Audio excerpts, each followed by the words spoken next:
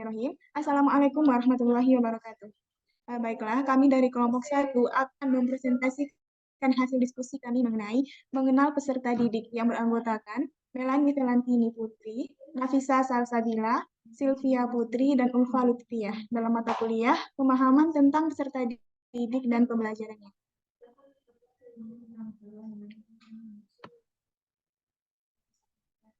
Baik, yang pertama itu, apa itu belajar? Menurut Genai, belajar merupakan perubahan yang terjadi dalam kemampuan manusia setelah belajar secara terus-menerus, bukan hanya disebabkan oleh proses pertumbuhan saja. Teori belajar adalah sekumpulan konsep-konsep dan prinsip-prinsip belajar yang bersifat teoritis dan telah teruji kebenarannya melalui eksperimen yang dilakukan oleh para ahli.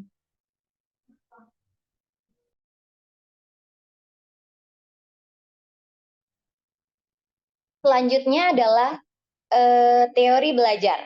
Teori belajar sendiri adalah sekumpulan konsep-konsep dan prinsip-prinsip belajar yang bersifat teoristik dan telah diuji kebenarannya.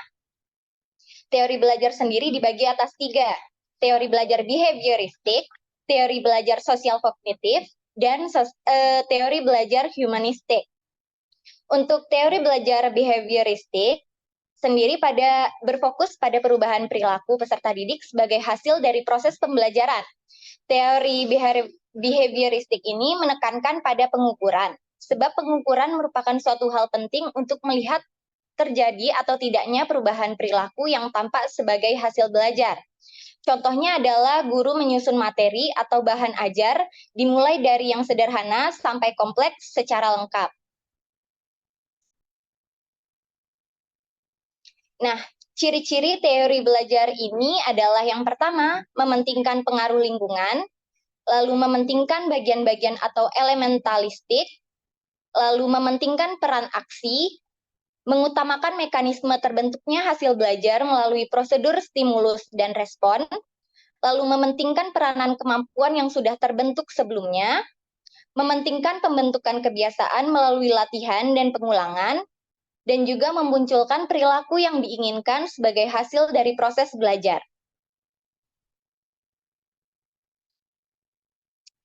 Salah satu tokohnya yang pertama adalah Ivan Petrovich Pavlov. Pavlov sendiri menjelaskan bahwa bentuk paling sederhana dalam suatu proses belajar adalah pengkondisian. Pengkondisian di sini adalah suatu bentuk belajar yang memungkinkan munculnya respon tertentu dari seseorang terhadap suatu rangsangan yang sebelumnya tidak menimbulkan respon. Pavlov mencetuskan beberapa hukum pengkondisian, yaitu yang pertama pemerolehan atau acquisition, yang kedua adalah pemadaman atau extinction, yang ketiga adalah generalisasi atau generalization, yang keempat diskriminasi atau discrimination, yang kelima adalah kondisi tandingan atau counter conditioning.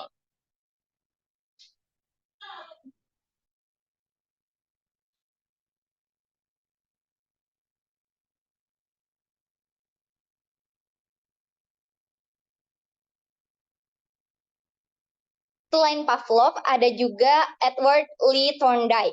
Thorndike sendiri dikenal sebagai teori asosiasi atau kondisi ikatan, di mana ia menekankan bahwa pembentukan ikatan antara stimulus dan respon adalah inti dari suatu proses pembelajaran.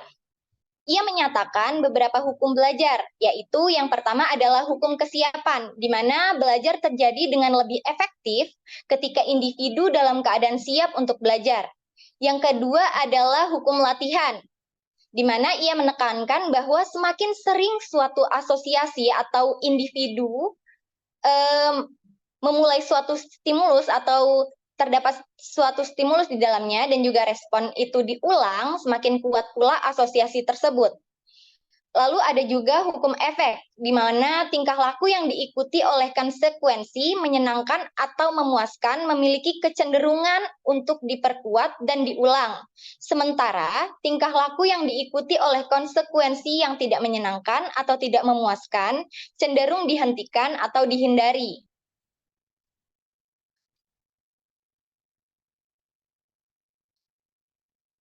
Selain itu, ada juga tokoh dari teori behavioristik adalah Burrhus Frederick Skinner. Skinner ini mendefinisikan belajar sebagai perubahan perilaku yang dicapai sebagai hasil belajar. Beberapa prinsip utama belajar menurut Skinner itu termasuk penguatan, hukuman, shaping, extinction, antecedent, dan perubahan perilaku.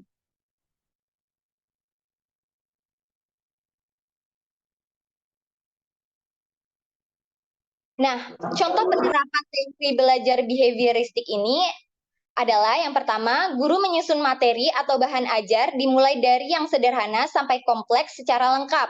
Yang kedua, contohnya adalah guru lebih mendominasi dengan pemberian banyak instruksi selama pembelajaran. Selain itu, guru cenderung segera memperbaiki jika terlihat kesalahan baik pada materi ataupun pada siswa. Lalu guru mampu memberikan penguatan baik dari sisi positif maupun negatif. Guru juga memberikan banyak latihan yang tingkat kesukarannya bertingkat dan bervariasi agar terbentuk perilaku dan pembiasaan yang diinginkan. Selain itu, evaluasi yang dilakukan oleh guru itu didasari oleh perilaku yang dilihat. Selanjutnya adalah teori belajar sosial kognitif. Kemampuan kognitif manusia dalam berpikir dan belajar melalui pengamatan sosial. Dalam teori pembelajaran sosial kognitif ini, kita menggunakan penjelasan-penjelasan eksternal, reinforcement, dan penjelasan kognitif internal untuk memahami bagaimana belajar dari orang lain. Contohnya adalah dengan membantu peserta didik dalam mengeksplorasi dan memahami bagaimana ide-ide itu bisa terhubung. Ciri-ciri dari teori belajar ini adalah unsur pembelajaran utama atau fokus utama dalam pembelajaran adalah pengamatan dan peniruan. Lalu tingkah laku, model, atau contoh bisa dipelajari melalui bahasa, teladan, nilai, dan lain-lain. Lalu siswa dapat meniru suatu kemampuan atau perilaku dari kejadian yang dialami orang lain atau dari hal yang diperagakan oleh guru sebagai model. Siswa juga akan memperoleh kemampuan jika memperoleh kepuasan dan respon rangsangan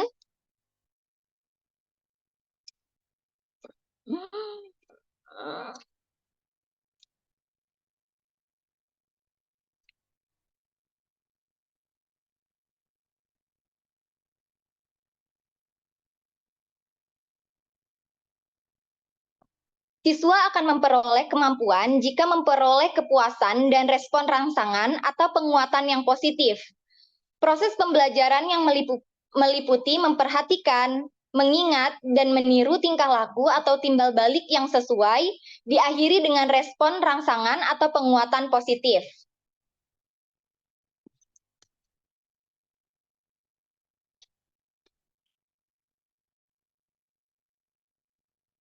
Salah satu tokoh dari teori belajar ini adalah Albert Bandura. Di mana menurut Bandura, agar pembelajaran itu dapat dikatakan sukses, guru harus dapat menghadirkan model yang mempunyai pengaruh kuat terhadap siswa dan mengembangkan self of mastery, self of efficacy, dan reciprocal dataism. Nah, teori belajar sosial ini merupakan teori belajar sosial kognitif serta efikasi diri yang menunjukkan pentingnya proses mengamati dan meniru perilaku, sikap, dan emosi orang lain.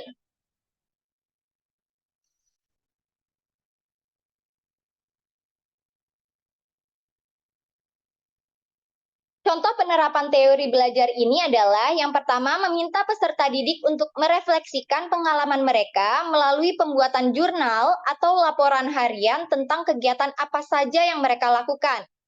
Lalu guru bisa juga mendorong diskusi berdasarkan apa yang diajarkan dengan meminta peserta didik untuk menjelaskan materi pembelajaran di depan kelas dan mengajak peserta didik lainnya untuk mengajukan pertanyaan.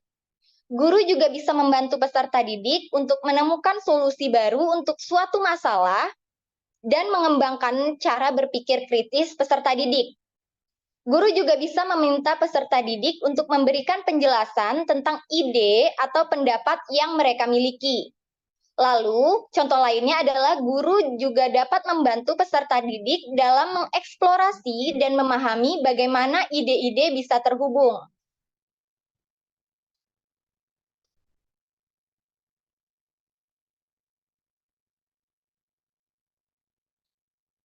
Teori belajar yang ketiga adalah teori belajar konstruktivisme.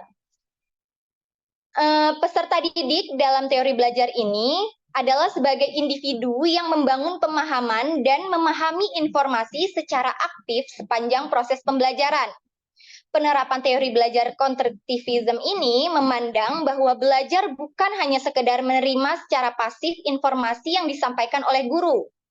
Pengetahuan itu bukanlah seperangkat fakta-fakta, konsep, ataupun kaidah yang siap diambil dan diingat. Contoh dari teori belajar ini adalah guru mengajukan pertanyaan terbuka dan memberikan kesempatan kepada siswa atau peserta didik beberapa waktu untuk meresponnya.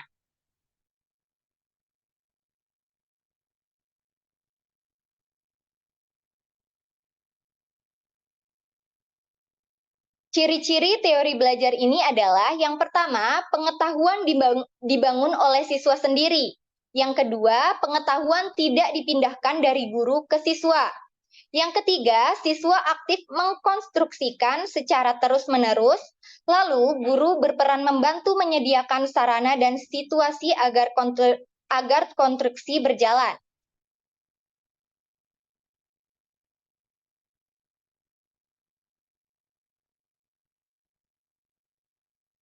Tokoh dari teori belajar ini yang pertama adalah Jean Piaget. Menurut Piaget sendiri, pada saat manusia belajar, sebenarnya telah terjadi dua proses dalam dirinya, yaitu proses organisasi informasi dan juga proses adaptasi. Pada saat manusia belajar, sebenarnya telah terjadi dua proses dalam dirinya.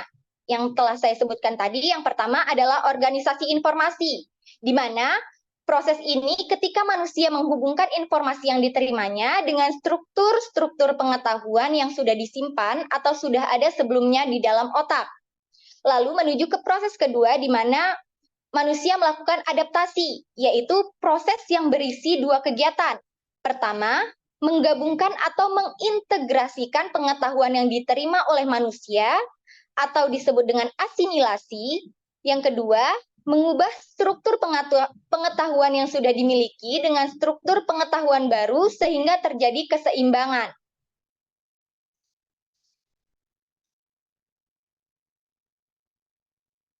Tokoh kedua adalah Vygotsky. Menurut Vygotsky, belajar adalah sebuah proses yang melibatkan dua elemen penting. Pertama, belajar merupakan proses secara biologi sebagai proses dasar. Kedua, proses secara psikososial sebagai proses yang lebih tinggi dan esensinya berkaitan dengan lingkungan sosial budaya. Vygotsky mengemukakan 4 prinsip, yaitu pembelajaran sosial atau social learning. Yang kedua adalah ZPD atau Zone of Proximal Development. Yang ketiga adalah masa magang kognitif atau Cognitive Apprenticeship. Yang keempat adalah pembelajar termediasi.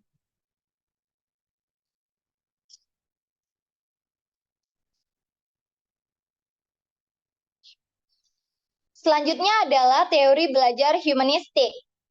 Menurut manusia,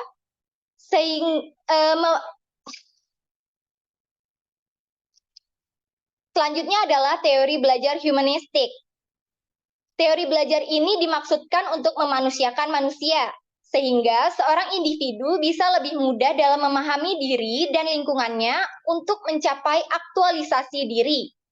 Teori ini bertujuan untuk menghasilkan hal baik bagi kemanusiaan supaya bisa mencapai aktualisasi diri dan membuat individu mampu mengenali dirinya sendiri atau usaha untuk memanusiakan manusia.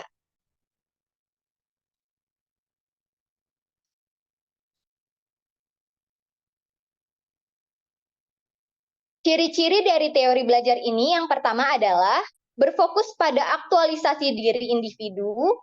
Yang kedua adalah menitik beratkan bahwa proses merupakan hal penting yang menjadi fokus belajar.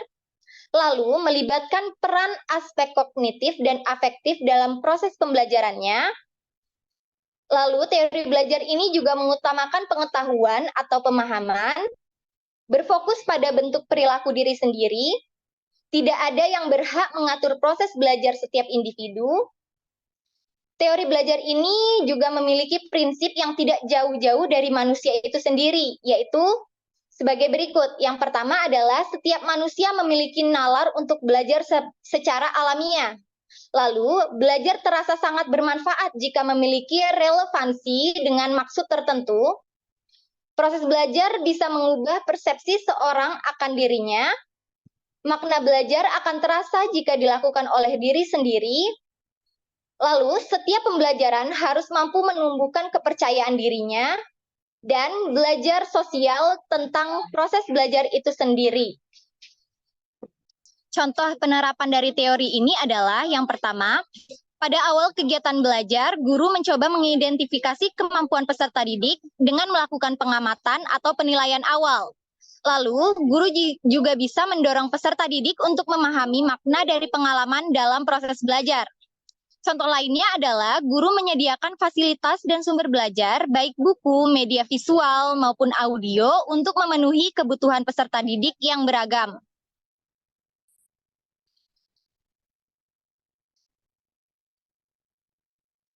Kelebihan dari teori ini adalah yang pertama, teori ini mengedepankan nuansa demokratis, partisipasi, dan humanis. Yang kedua adalah suasana pembelajaran yang saling menghargai. Sedangkan kekurangan dari teori humanistik ini, yang pertama, teori humanistik ini tidak bisa diuji dengan mudah. Lalu, banyaknya konsep dalam psikologi humanistik sehingga masih buram dan subjektif. Lalu, siswa pada teori ini tidak menyadari dan memahami potensi dirinya yang tertinggal.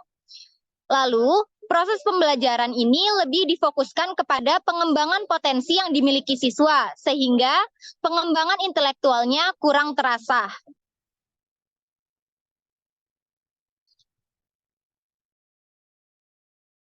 Teori perkembangan. Perkembangan merupakan proses perubahan dalam pertumbuhan pada suatu waktu sebagai fungsi kematangan dan interaksi dengan lingkungannya.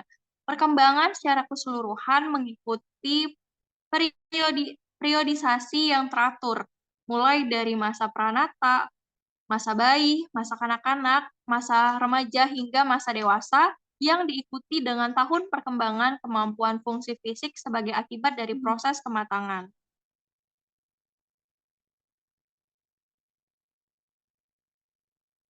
Teori perkembangan, ada teori perkembangan fisik, di mana pada teori perkembangan fisik dapat dilihat dari masa bayi, masa kanak-kanak, masa remaja, hingga masa dewasa.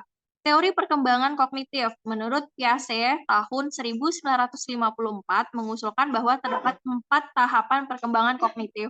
Tahap yang pertama yaitu sensori motorik, mulai dari lahir hingga 2 tahun. Tahap praoperasional mulai dari usia 2 sampai dengan 7 tahun. Tahap operasional konkret mulai dari 7 sampai dengan 11 tahun. Dan tahap yang terakhir ialah tahap operasional formal mulai dari 11 sampai 15 tahun. Salah satu tokoh perkembangan yaitu perkembangan sosial emosi dengan tokohnya teori ekologi dari Bronfenbrenner. Teori ekologi yang dikembangkan oleh Uri Bronfenbrenner berfokus pada konteks sosial yang mempengaruhi kehidupan individu sehingga turut mempengaruhi perkembangan mereka. Beliau mengungkapkan bahwasannya perkembangan manusia dipengaruhi oleh konteks lingkungan, hubungan timbal balik antar individu dengan lingkungan yang akan membentuk tingkah laku individu tersebut. Pada teori ini terdiri dari 5 sistem, yaitu ada mikrosistem, mesosistem, ekosistem, makrosistem, dan kronosistem. Yang kedua, yaitu yang selanjutnya adalah teori perkembangan sosial emosi menurut Erik Erikson. Teori ini memandang bahwasannya perkembangan kehidupan masyarakat secara bertahap terdapat 8 tahap perkembangan yang harus dilalui individu sepanjang rentang kehidupannya. Pada setiap tahap, seorang individu akan menghadapi sebuah konflik yang harus dihadapi dan diselesaikan agar kita memiliki perkembangan yang normal.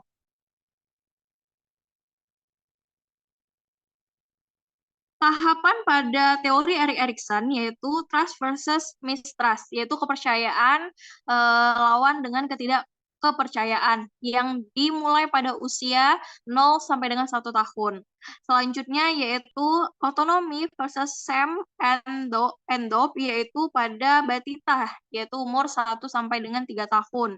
Yang ketiga ada inisiatif versus rasa bersalah yang dimulai pada tahap prasekolah usia 3 sampai dengan 6 tahun. Selanjutnya ada masa industri versus dengan rendah diri pada masa sekolah dasar 6 sampai 12 tahun. Pada masa identitas versus dengan bingung peran yaitu pada usia remaja 12 hingga 18 tahun. Pada intimidasi versus isolasi itu pada dewasa awal 18 hingga 40 tahun. Kemudian ada generavitas versus stagnasi, yaitu pada dewasa pertengahan, mulai dari umur 40 tahun hingga 65 tahun. Dan yang terakhir adalah masa integritas versus dengan putus asa pada usia lansia, yaitu 65 tahun ke atas.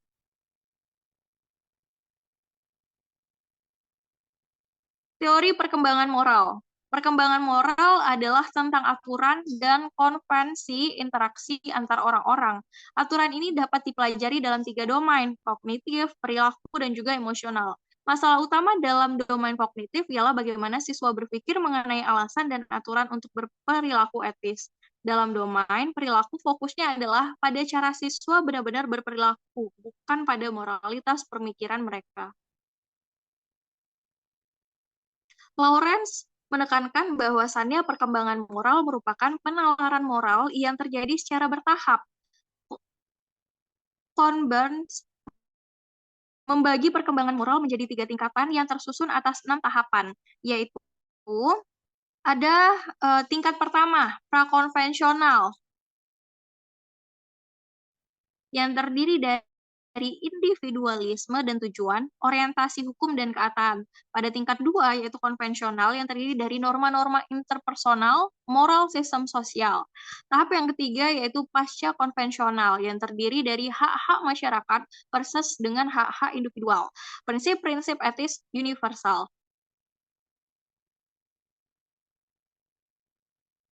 Menilai peserta didik sebagai individu yang unik.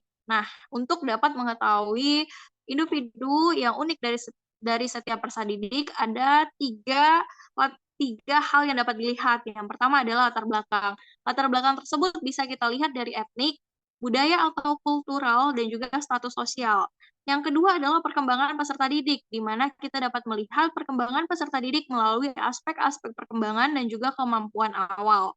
Yang ketiga adalah kesiapan peserta didik. Kesiapan peserta didik dapat dilihat bagaimana minatnya, motivasi, dan juga gaya belajar. Baiklah, selanjutnya kelompok kami akan memberikan tanggapan terhadap kasus-kasus yang diberikan.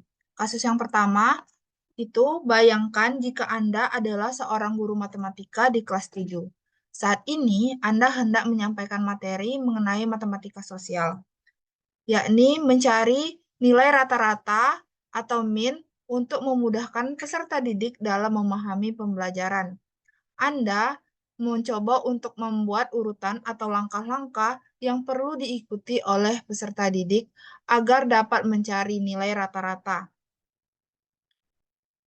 Anda meminta kepada peserta didik untuk mengerjakan soal yang Anda berikan. Hasilnya, peserta didik mampu mengerjakan dengan benar, sesuai dengan langkah-langkah yang telah Anda siapkan. Beberapa saat kemudian, Anda meminta kepada peserta didik untuk mengulangi soal yang sama tanpa melihat urutan pengerjaan soal, dan peserta didik mampu mengerjakannya dengan benar. Menurut Anda, apa yang membuat peserta didik mampu mengerjakan soal dengan baik pada percobaan kedua tanpa melihat urutan atau langkah pengerjaan soal? Sebagai seorang calon guru dalam kegiatan belajar, seperti apa metode di atas dapat diterapkan? Elaborasi jawaban Anda dengan menyampaikan teori yang terkait.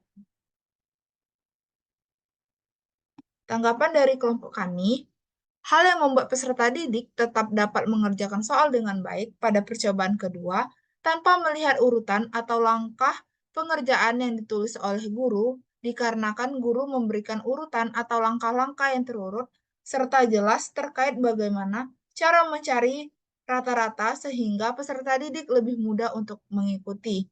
Dengan guru memberikan soal yang sama tanpa menunjukkan langkahnya, peserta didik sudah terbiasa untuk mengerjakan soal tersebut sebagai mana menurut teori behavioristik bahwa perilaku peserta didik didasari oleh pembiasaan. Karena peserta didik telah terbiasa dengan pengerjaan sebelumnya, maka peserta didik bisa mengerjakan soal tersebut. Cara tersebut dapat dilakukan di saat proses pembelajaran dilakukan dalam bentuk kelompok kecil yang aktif, salah satunya pembelajaran kooperatif. Pada kasus tersebut, guru menggunakan teknik scaffolding, di mana pada awal guru memberikan petunjuk pengerjaan, kemudian guru menghilangkan petunjuk pengerjaan tersebut, yang kemudian membiarkan peserta didik bekerja sendiri. Pada pembelajaran yang modelnya menggunakan kelompok kecil, guru dapat memberikan petunjuk pengerjaan kepada peserta didik dan sesekali mengarahkan peserta didik, namun peran guru hanya sebatas pengamat dan pengarah. Sisanya, peserta didik mendiskusikan dengan teman sekelompoknya. Hal ini sejalan dengan teori konstruktivisme sosial oleh Vygotsky yang berbunyi, "What the child can do in the cooperation today, he can do alone tomorrow." Yang artinya, apa yang dilakukan atau dipelajari peserta didik hari ini dengan bekerja kelompok dapat dilakukan secara mandiri pada masa yang akan datang. Kasus yang kedua, Rina adalah seorang guru di kelas 1 SD. Sebagian besar peserta didiknya belum bisa berhitung dengan lancar. Rina sedang memikirkan cara yang sesuai untuk membantu setiap peserta didik menyelesaikan tentang belajarnya. Menurut Anda, apa yang dapat Rina lakukan untuk membantu peserta didiknya sesuai dengan tahapan perkembangan usia? Mengapa kamu menyarankan hal tersebut? Elaborasi jawaban Anda dengan menyertakan teori yang berkaitan. Tanggapan dari kelompok kami, kelas 1 SD itu berada pada tahapan perkembangan kognitif praoperasional atau berada pada usia 2-7 tahun, yaitu anak menunjukkan aktivitas kognitif dalam menghadapi berbagai hal di luar dirinya. Meskipun kemampuan berpikirnya masih belum mempunyai sistem terorganisasi dengan baik, namun anak sudah mampu memahami realitas di lingkungan dengan menggunakan tanda-tanda dan simbol. Cara berpikir anak pada pertingkat ini bersifat tidak sistematis, tidak konsisten, dan tidak logis. Sehingga belum mampu memahami konsep dengan kompleks seperti konsep waktu, sebab dan akibat, serta perbandingan. Maka, Rina dapat menggunakan media berhitung interaktif atau objek di lingkungan untuk membantu peserta didik dalam memahami konsep sehingga dapat berhitung, mengelompokkan angka, dan sebagainya. Pengaitan lingkungan atau benda fisik terhadap pembelajaran memudahkan peserta didik untuk memahami sebab hal tersebut sudah familiar dan berhubungan dengan tahap kognitif yang sudah mulai memahami realitas lingkungan. Sebagai guru, Rina dapat membuat simbolik angka diganti dengan bentuk konkret seperti permen, buah, dan sebagainya. Penggunaan media ini dirasa sangat tepat berdasarkan teori Jean Piaget. Peserta didik dari umur 7-11 tahun masuk pada tahap operasi konkret, di mana pada usia tersebut anak belum sepenuhnya sanggup menggunakan logika, mengubah, menggabungkan, atau memisahkan ide atau pikiran sehingga anak baru bisa menerapkan logika pada objek fisik. Dengan penggunaan media fisik interaktif ini juga membuat peserta didik dapat mengkonstruksikan pengetahuannya sendiri. Penggunaan teori belajar konstruktivis yang melibatkan media di dalamnya menempatkan peserta didik sebagai individu yang membangun pemahaman dan memahami informasi secara aktif. Kasus ketiga, Made adalah seorang guru yang mengajar di salah satu sekolah negeri wilayah Bali. Ia mengampu mata pelajaran bahasa Indonesia. Ia hendak mengajarkan materi teks deskripsi pada peserta didiknya. Pada buku cetak yang menjadi panduannya saat mengajar, terdapat beberapa contoh teks deskripsi menceritakan bangunan-bangunan pencakar langit yang ada di ibu kota. Dengan memperhatikan latar belakang setiap peserta didiknya, Made pun mencoba untuk memberikan contoh berbeda. Ia memberikan contoh teks deskripsi tentang pantai dan makanan khas di Bali. Menurut Anda, apakah pertimbangan dan keputusan Made sudah tepat? Mengapa demikian? Prinsip apa yang Made gunakan dalam kasus tersebut? Elaborasi jawaban Anda dengan menyertakan teori yang berkaitan. Tanggapan dari kelompok kami, keputusan yang diambil oleh Made sudah tepat, dikarenakan pembelajaran memang seharusnya dekat dengan peserta didik. Made memberikan contoh teks deskripsi tentang pantai dan makanan khas di Bali karena identitas Bali tidak lepas dari pantai dan juga makanan khasnya. Hal tersebut dapat memudahkan peserta didik lebih memahami materi yang diajarkan Made. Dengan penggunaan konteks yang dekat dengan peserta didik, maka peserta didik menjadi lebih mudah untuk memahami pelajaran tersebut. Karena peserta didik di Indonesia memiliki berbagai etnis, budaya, dan sebagainya, maka pembelajaran sudah seharusnya menyesuaikan dengan hal tersebut. Dengan mengikut sertakan prinsip relevansi dan keterlibatan serta memilih topik yang menarik minat peserta didik, seperti pantai dan lainnya, memiliki potensi meningkatkan keinginan belajar peserta didik. Dan ini juga dalam pembelajaran kontekstual, siswa diberikan contoh nyata berkaitan langsung dengan kehidupan sehari-hari. Dengan demikian, siswa lebih mudah untuk memahami apa yang disampaikan oleh guru karena yang mereka dapati berupa hal yang tidak asing lagi bagi mereka. Berdasarkan teori konstruktivisme, pengetahuan siswa dibangun berdasarkan pengalaman yang ia miliki. Contoh sederhananya, bidang matematika yang berkaitan etnomatika, materi geometri. Siswa yang berada di Bali akan lebih mudah memahami geometri berdasarkan budaya yang ada di Bali, seperti Masjid Palapa daripada Masjid Istiqlal di Jakarta. Karena mereka sudah mengetahui masjid ini, sehingga konsep geometri akan mereka eksplorasi di Masjid Palapa akan lebih mudah dilakukan. Kesimpulannya, setiap peserta didik memiliki potensi keunikannya masing-masing yang perlu dihargai dan dikembangkan melalui pendidikan, baik secara fisik maupun psikis. Baik pendidikan itu di lingkungan keluarga, sekolah, maupun di lingkungan masyarakat di mana anak tersebut berada. Sebagai seorang pendidik, diperlukan pemahaman tentang teori belajar peserta didik, teori perkembangan peserta didik, dan melihat peserta didik sebagai individu yang unik.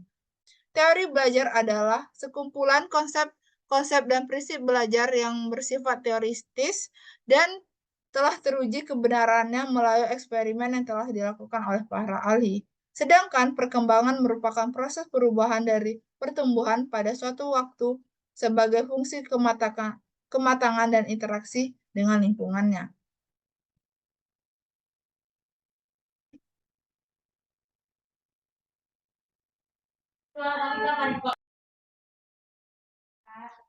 Baik, demikianlah presentasi dari kelompok kami. Terima kasih atas perhatiannya. Mohon maaf atas segala kekurangan. Kami sudahi. Wassalamualaikum warahmatullahi wabarakatuh.